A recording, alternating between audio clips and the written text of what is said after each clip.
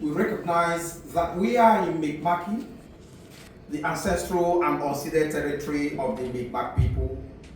We honor the peace and friendship treaty signed in the 1700s and acknowledge that we are all treaty people with a shared responsibility to this land and to the ongoing work of reconciliation.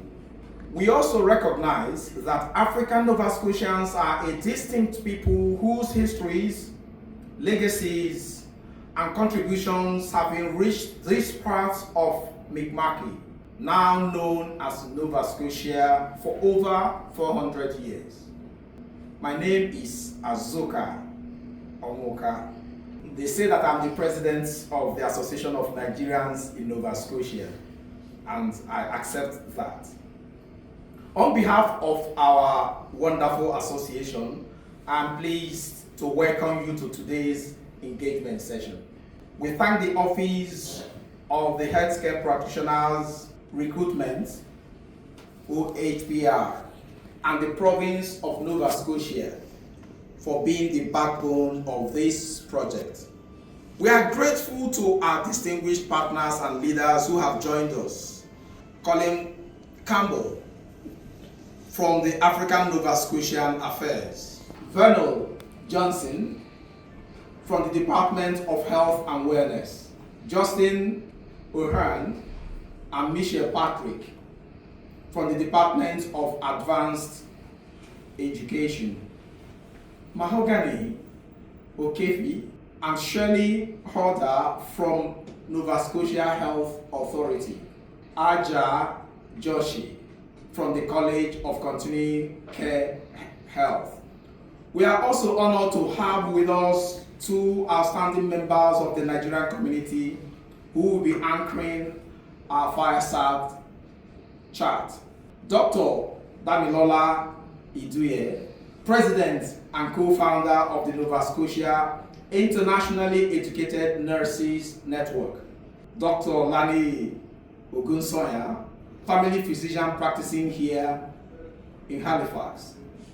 Their leadership, professional excellence, and commitment to system advancement reflect the strength and contribution of internationally educated professionals within our province.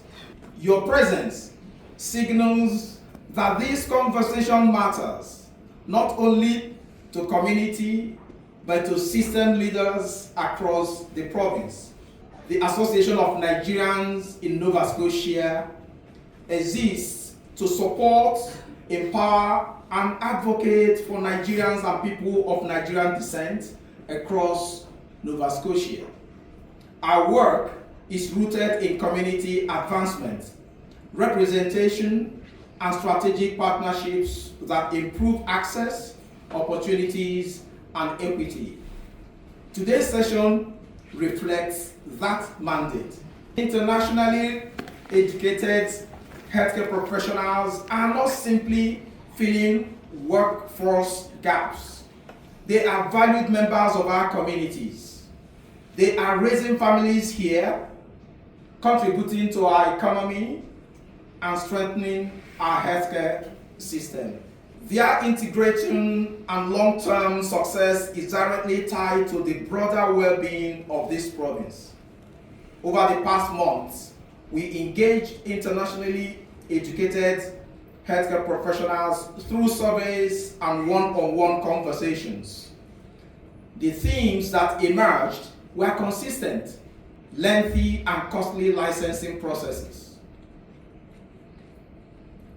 It's so sad to see people who graduated with me in the 90s who are in Canada as doctors, but they have not been licensed to practice. And they have been working as doctors in Nigeria for over 20 years before coming here. It can be frustrating to get these professionals here, and then they are going through the system doing things. Some of them are riding Uber, some of them are doing other things, and the province is complaining of not having enough doctors and nurses and other healthcare professionals.